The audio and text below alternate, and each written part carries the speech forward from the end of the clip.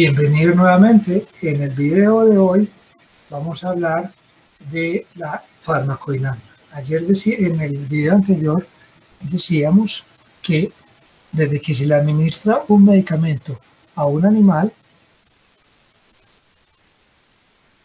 hasta que aparece el efecto hay varias fases. La fase biofarmacéutica, que ya la tratamos, viene la fase farmacocinética y la fase farmacodinámica, ¿correcto? Hoy vamos a hablar de la absorción y la distribución en la fase farmacocinética. La farmacocinética lo definen también como lo que el organismo le hace al medicamento: lo absorbe, lo distribuye, lo metaboliza y lo excreta. La absorción la definen como cuando el medicamento llega o alcanza circulación, cuando el medicamento llega a la sangre, ¿correcto? Si uno le da un medicamento a un animal por diferentes vías, oral, subcutánea, intramuscular, intravenosa, normalmente por las vías intramuscular, subcutánea o oral se va a aumentar las concentraciones en la sangre y posteriormente llega a un máximo, en este caso pues la vía oral, y posteriormente empieza a excretar. Lo mismo ocurre con la vía subcutánea, alcanza un máximo de concentración y se empieza a excretar. Y algo similar con la vía intramuscular. Con la vía intravenosa, como ya está en la sangre, se empieza a excretar inmediatamente. ¿Qué factores pueden modificar la absorción? Varios, veamos. Factores químicos, la capacidad de ionización o la solubilidad de la sustancia. Y aquí recuerden que deberíamos tener en cuenta el pH del medio donde yo pongo el medicamento y la constante de su solución. Ya hablábamos que hay medicamentos ácidos fuertes y ácidos débiles, y que un medicamento ácido en un medio ácido se queda como tal y van a aumentar la forma no iónica si se absorbe. También el medicamento ácido en un medio básico se disocia, aumenta las formas iónicas y no se absorbe. Algo similar ocurre pues con los medicamentos básicos. En cuanto a las características físicas y químicas, sobre todo en la vía oral, las formas farmacéuticas líquidas se absorben más rápido que las formas farmacéuticas sólidas. En cuanto a la concentración o a la dosis, esto es directamente proporcional. A mayor dosis, mayor absorción, o a mayor concentración, mayor absorción. Si usted le da 2 tabletas, una de 250 miligramos o una tableta de 500 miligramos, se absorbe más rápido la de 500 miligramos. En la vía de administración, pues aquí sí somos estrictos y tenemos la vía oral, subcutánea, intramuscular e intravenosa, por cual se absorbe más rápido un medicamento, por la vía intramuscular. Recuerden que está puesto en la sangre por la vía intravenosa, entonces no hay absorción. Hay medicamentos que vía oral pueden alterar la absorción, por ejemplo, los laxantes o los que causan constipación. Si yo a un animal le doy un laxante, hago que aumente el peristaltismo. Y si le doy otro medicamento vía oral, ese medicamento va a estar menos tiempo en circulación entérica y va a disminuir la absorción. Cosa contraria, si le doy un medicamento que le cause constipación y otro medicamento vía oral, ese otro medicamento va a estar más tiempo en circulación entérica y va a aumentar la absorción. En cuanto al área de absorción, tenemos que a mayor área, mayor absorción. Y tenemos 3 áreas muy grandes de absorción: la gastrointestinal, la respiratoria y la cutánea o dérmica. Pero nosotros normalmente no bañamos un animal para darle un medicamento, lo bañamos pues con otros fines antiparasitarios. Pero simplemente aquí tengamos en cuenta que a mayor área, mayor absorción. Factores patológicos, la diarrea, lo decíamos ahora, un medicamento que cause aumento del peristaltismo o un animal que tenga diarrea, pues va a estar aumentado el peristaltismo, y cosa contraria si tiene constipación. En caso de cirrosis, insuficiencia renal o insuficiencia cardíaca, tengan en cuenta esto, que el animal disminuye el vaciamiento gástrico. Es decir, que va a disminuir el peristaltismo. Si le doy un medicamento vía oral a un animal con cirrosis o con insuficiencia renal, con insuficiencia cardíaca, es probable que aumente la absorción de ese medicamento vía oral. Un término importante en la absorción es la biodisponibilidad, que ustedes en los libros lo van a encontrar como F mayúscula minúscula. Lo definen como la cantidad de principio activo que alcanza circulación sistémica. Cantidad del principio activo que alcanza circulación sistémica. Ustedes aquí ven varios antihistamínicos 2. Antihistamínicos 2. Y ven la biodisponibilidad que tienen. Otra cosa es, por ejemplo, ustedes llegan a un visitador médico y les dice, yo le doy 10 miligramos de mi medicamento, 10 miligramos, y este medicamento mío se absorbe el 100%. O sea que ¿cuánto llega al hígado? 10 miligramos, si se absorbe 100%. Y él dice, la competencia mía, que también son 10 miligramos, se absorbe el 80%. O sea que va a llegar 8 miligramos. Pero usted le pregunta al visitador, ¿cuál es la biodisponibilidad del suyo? ¿Y cuál es la biodisponibilidad de la competencia?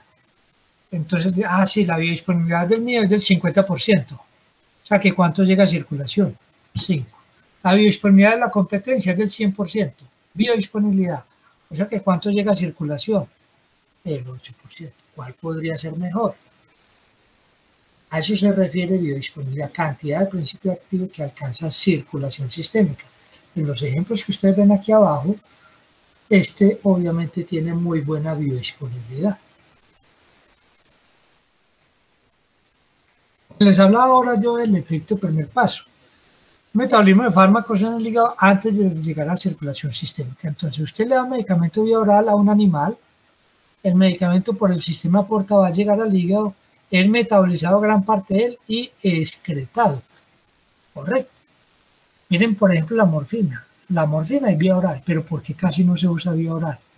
Se absorbe el 100%, pero casi que el 70%, podríamos decir, es metabolizado. Y eso es lo que se excreta. ¿Cuánto alcanza circulación? Un 33, póngale un 30%.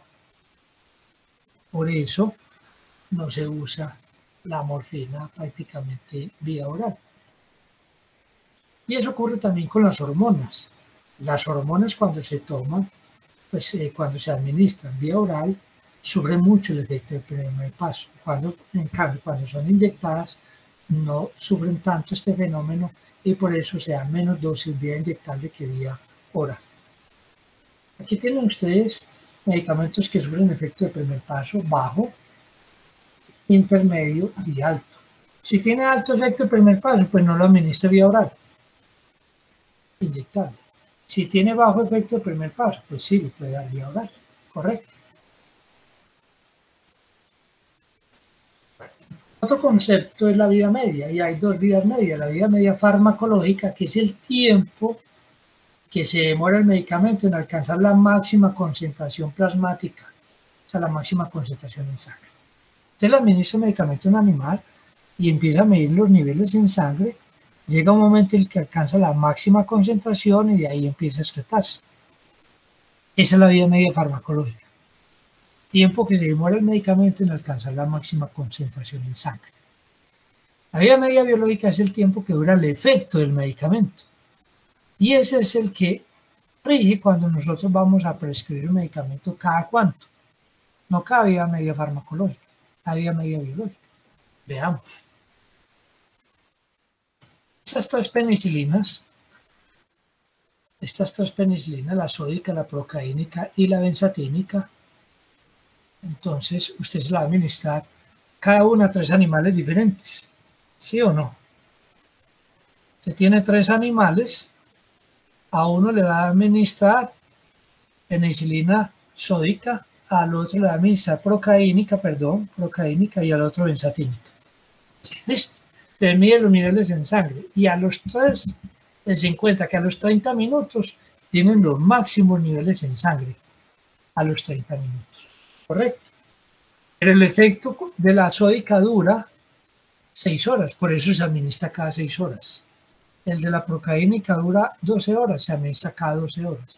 Y el de la benzatínica, el efecto dura de 3 a 5 días, en humanos dura 21 días, en humanos. Entonces no hay necesidad de repetir la benzatínica, porque si en 5 días no le quitó usted la infección, pues dude del diagnóstico. Entonces hay presentaciones que tienen las tres y uno le pregunta a los profesionales, ¿por qué tienen las tres? No, es que una actúa más rápido y la otra se demora. No, las tres actúan rápido. Que el efecto de una sí demore más que la otra, pero no. Usted con la benzatínica no tiene necesidad de usar esto. De hecho, en humanos, la presentación que tenía esta combinación ya no se usa.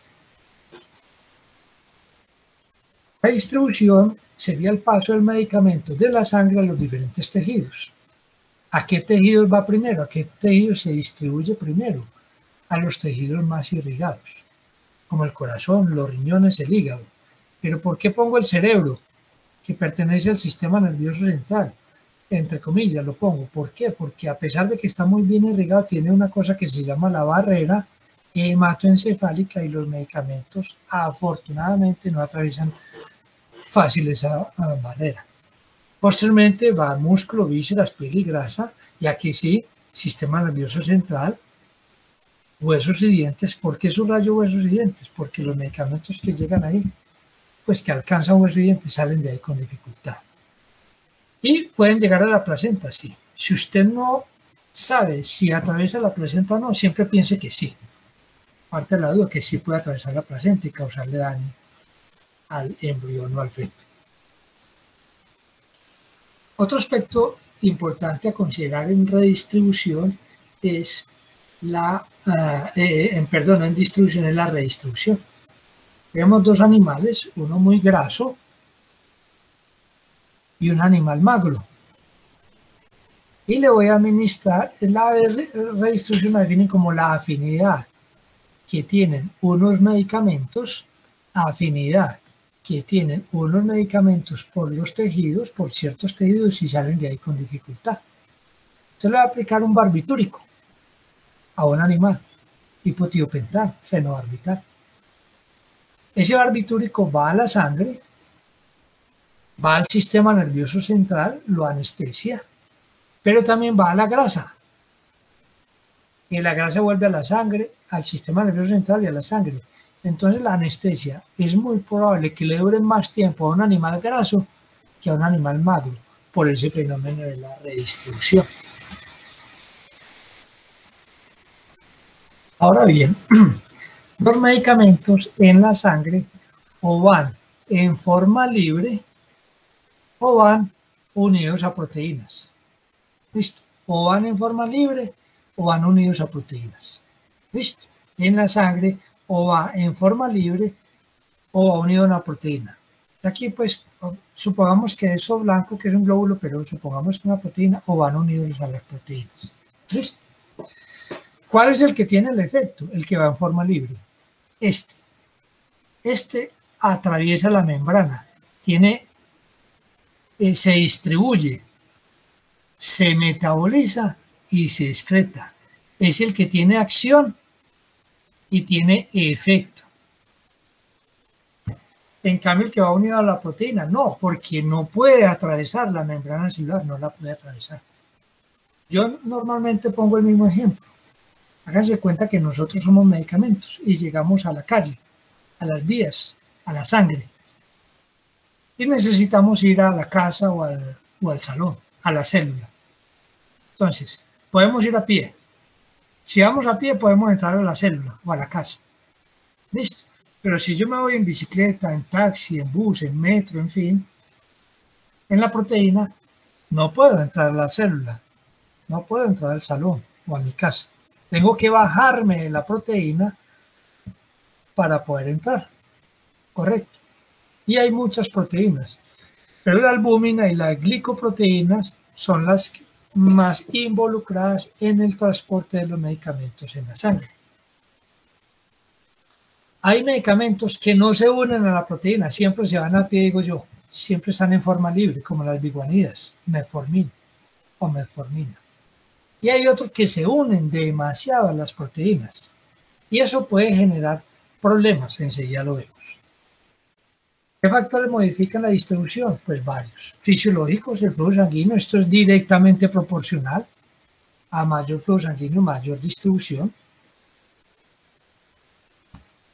El porcentaje de unión a proteínas, esto es inversamente proporcional. A mayor porcentaje de unión a proteínas, menor distribución. Recuerden que si está unida a la proteína, no puede atravesar la membrana celular. Dosis o concentración, a mayor dosis, mayor absorción y mayor distribución.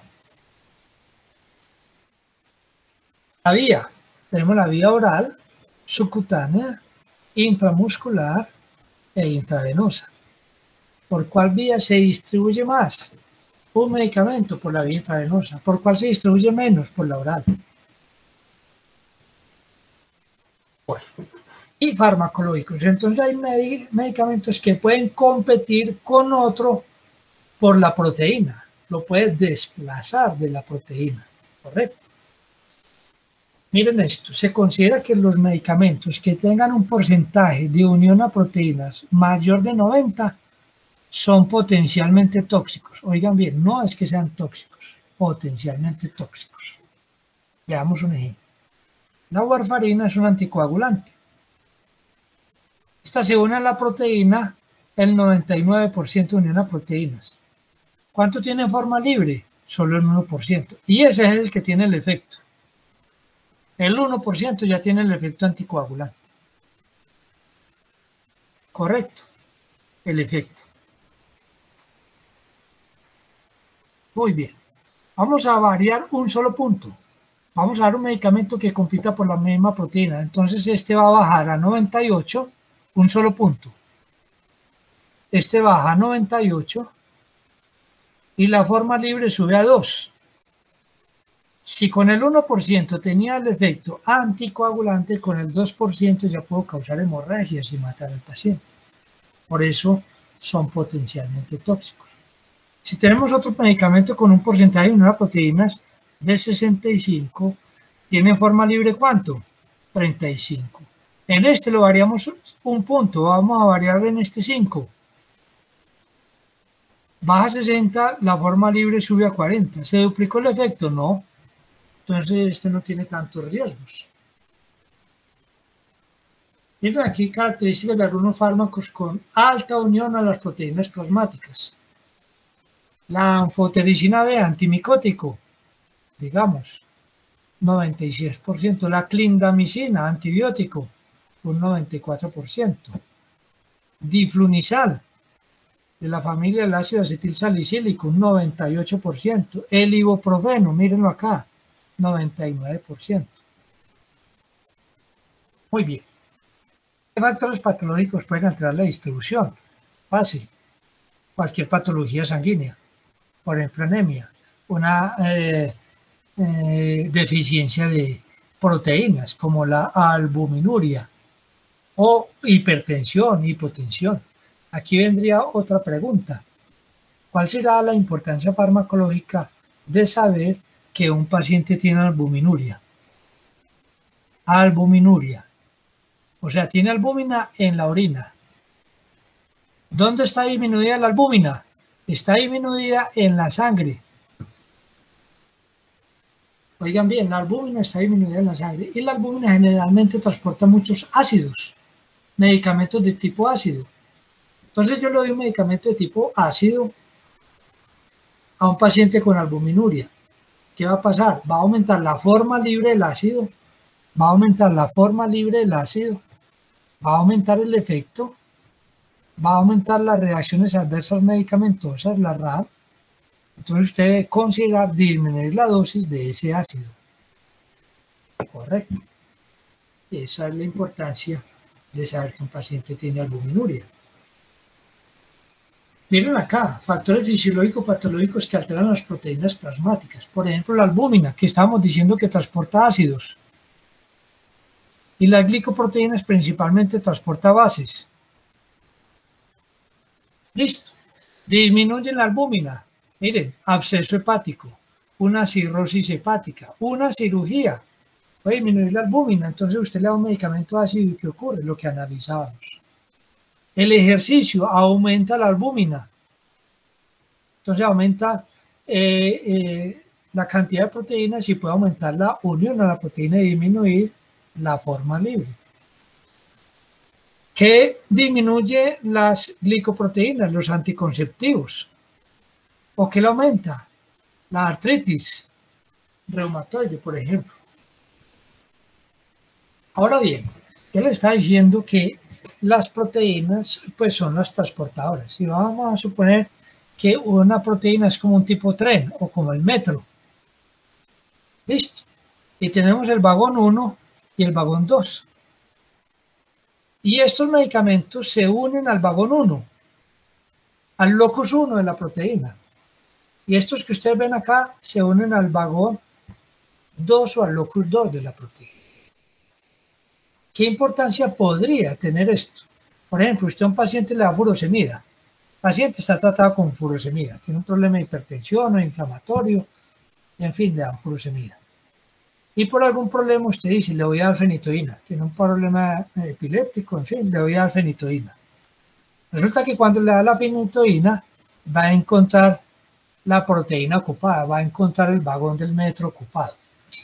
Entonces va a aumentar la forma libre de la fenitoína, va a aumentar el efecto y va a aumentar la RAM.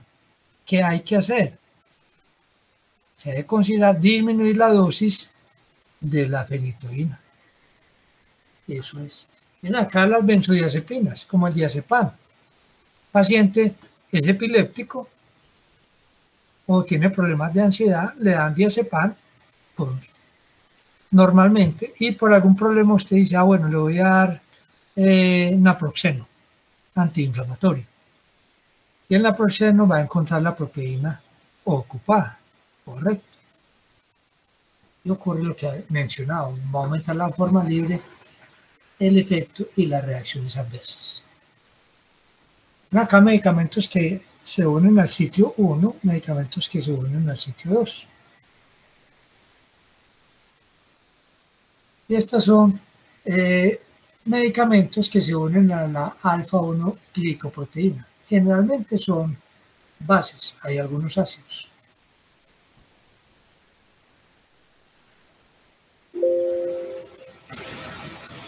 Aquí es el video, haremos otro para continuar.